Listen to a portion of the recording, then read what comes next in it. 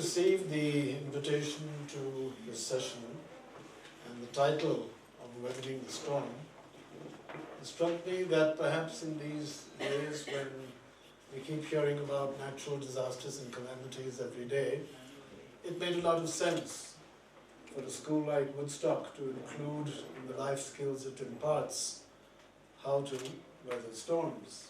Of course, here at Hannaford Center, disaster management is one of the things that there are training opportunities for, and I think Hannaford Center is responding to a global need. But then I looked at the fine print, and I read that the theme for the event is Weathering the Storm, a phrase that represents the ability to succeed against all odds. Well, that gave me pause, so I went to the dictionary and looked up the word success.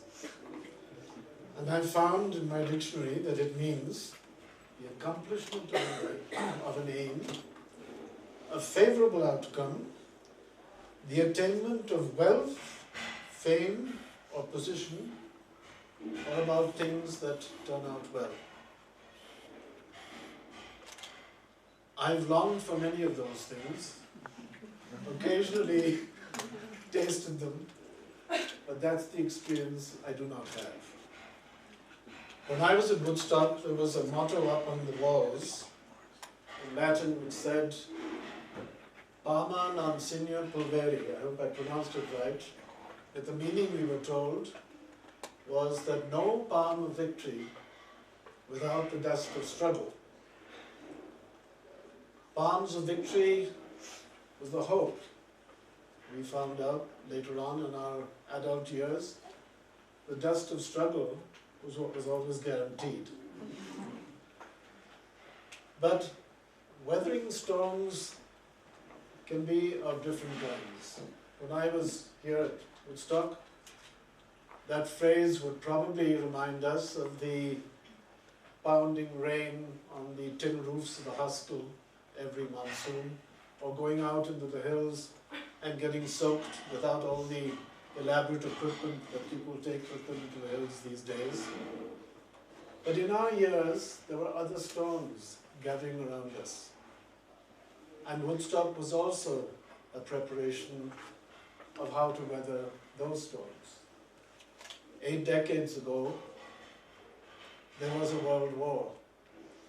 And amongst those who were with us in the Woodstock community were those who had fled Hitler's Europe and come to India for shelter. Allied troops were all over this hillside. They were part of what was known as the India-Burma-China campaign. The freedom movement, India's freedom struggle, was underway, and our leaders were constantly being hauled off into British jails. Some of those leaders entrusted their children to Woodstock's care. And you can read about that in Chandralekha Mehta's wonderful little book, Freedom's Child. Gandhiji came to Missouri, and we went to his prayer meetings at a tennis court below Picture Palace.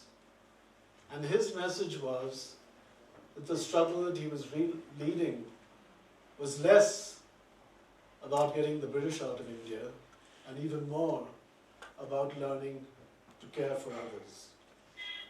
And we would soon understand what he meant, because when freedom came, it was bathed in the blood of partition, and Missouri's calm was shattered. Young people we had grown up with were whisked away to safety across other borders.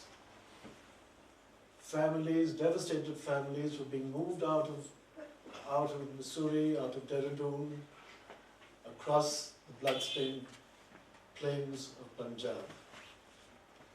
Other classmates arrived with stories of war-torn Burma, others escaping Mao Zedong's rise in China, which is also to lead to the thousands of refugees from Tibet who came to Missouri.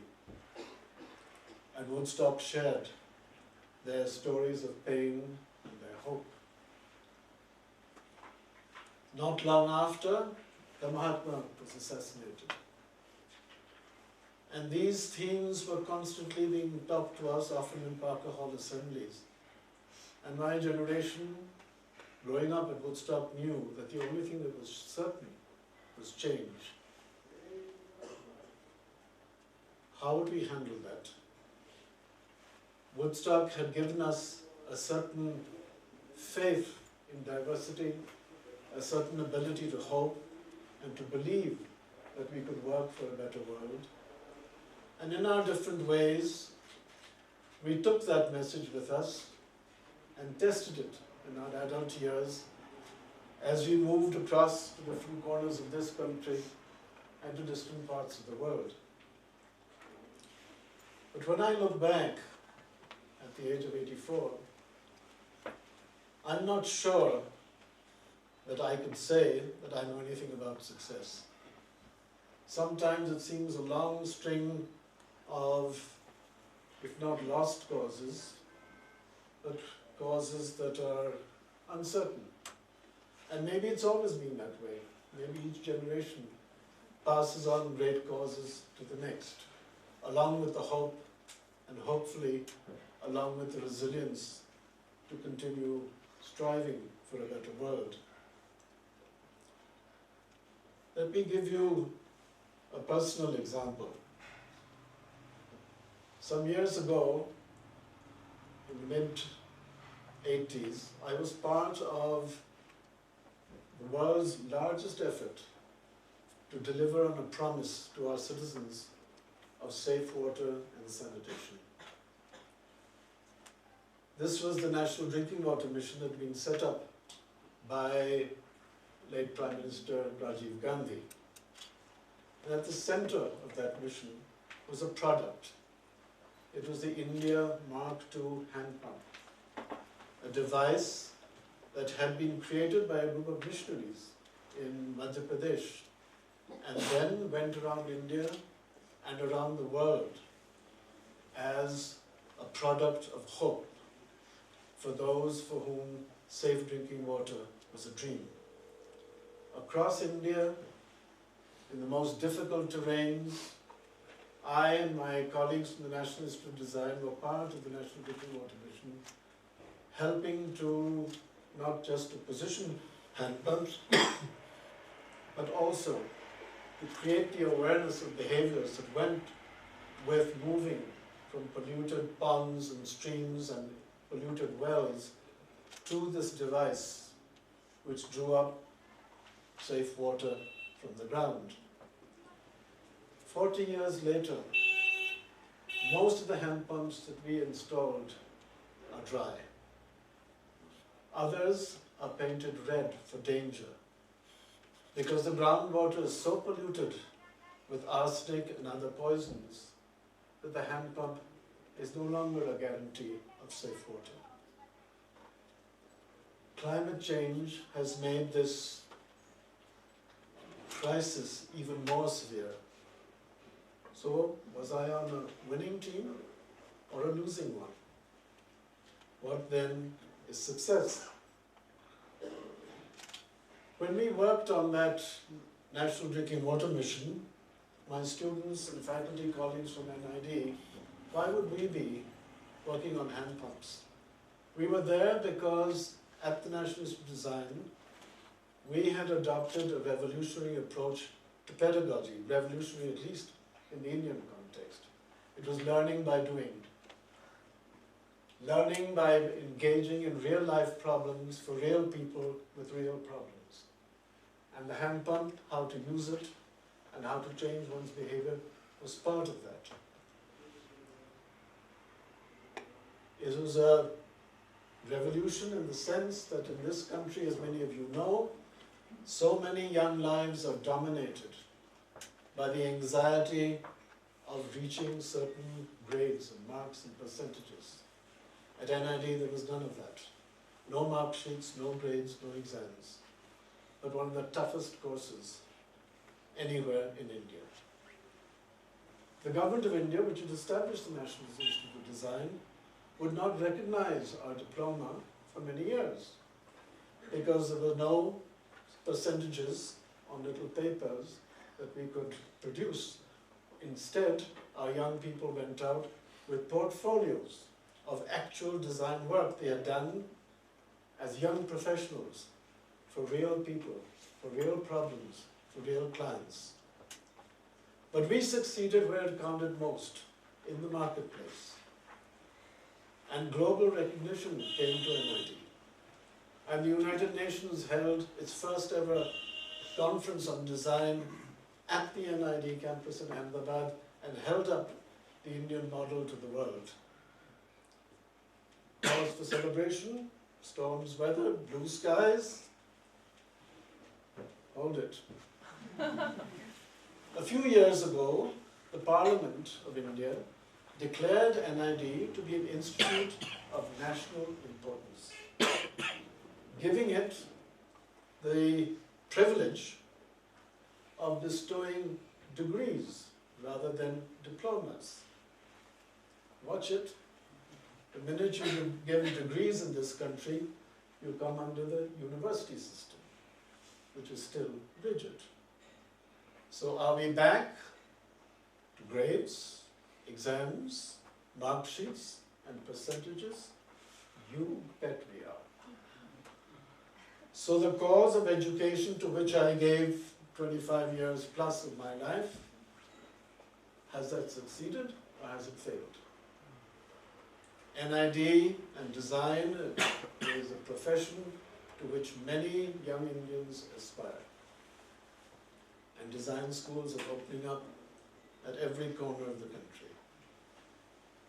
But what has happened to that value of learning by doing that we had brought to this country through that institute? The last 15 years of my life have been spent, a lot of that time has gone with my young son, who has started a foundation in Ahmedabad to work with children who have mental and physical needs in some of our most neglected slums. When you meet with those people, those families, to tell them that they have to weather the storm is almost indecent, because that storm is not going to go away. And their challenge is to survive for every minute of every day in the heart of that storm, without any indication that the storm will pass. So what can we offer? Hope, care, love, and looking out for the first indication of a movement, perhaps even a smile. One of the things that my son and his team have found, that if you can get a smile or even a laugh out of a child who is physically and mentally challenged, you're on your way. And one of the ways we do it is to take this little guy with us. And who is he? He is the Pagla Paltan, the mad policeman from Calcutta. And what he's trying to do is to get the citizens of that marvelously chaotic city to behave at the traffic lights. He absolutely never gives up. His mock swords are his symbol of authority. But look at him carefully. He's no ordinary cop. He has a black tie and striped socks. This guy is a fashionista. But where did he come from?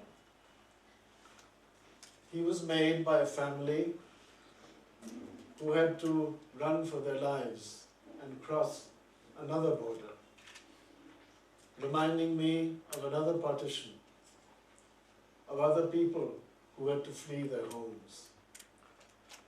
But they brought with them in their small bundle of possessions something which was invaluable: the ability to create, to bring joy, and to survive. A whole family keeps body and soul together through this story. And my colleagues and I found them singing at the street corners of Calcutta some decades ago, and we've been with them ever since. Because this is not just a toy. One of India's most distinguished scientists has used this to teach the laws of physics in a village school. Because he won't do his tricks if he's not made to absolute precision. It has been used in therapy to get a special child to develop certain motor skills so that the Pagla Paltan will do his tricks. It has been used in a university classroom to demonstrate Sustainable Development Goal number 12, which is about responsible production and consumption. And it has been used most recently at an international conference on craft to teach the wealth of that craft heritage and the wisdom that comes with it. Endurance, resilience, caring, that's what this mad policeman is all about. And yet, perhaps we need to respect him for that. Because endurance, resilience and caring are perhaps what weathering the storm is actually all about. And that should come as no surprise on a hillside which has weathered the storms of 1,000,000 years, or at a school which was created on the ethic that now abideth faith, hope and love, these three, and that the greatest of these is love. Thank you.